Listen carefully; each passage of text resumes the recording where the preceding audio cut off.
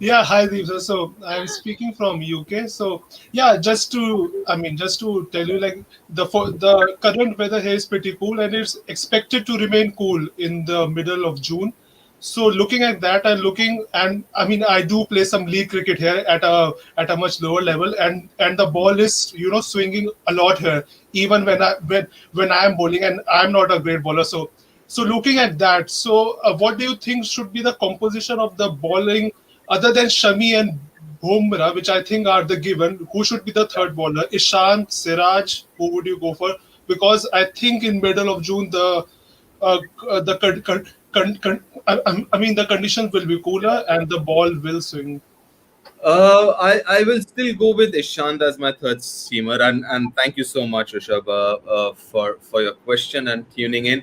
Uh, and you're right. I mean, it's cold there, and mid June, as you mentioned, it is Southampton. Might not be as cold. I don't know which part of England you're from. Did not get that. I mean, obviously, you know better than I do. Southampton might not be as cold as I was. I mean, initially, I mean, it was supposed to be in London, so initially London would have been totally different. Southampton could be totally different. Generally, the pitch there is also a little more batting friendly. But you're right. I mean, with the Duke's ball, it will still seem around. And it's been a, I mean, the start of summer has been quite wet in England as well. So yeah, I mean, my third seamer would be Ishant, to be honest. It'll be interesting, and I definitely will go in with Jadeja.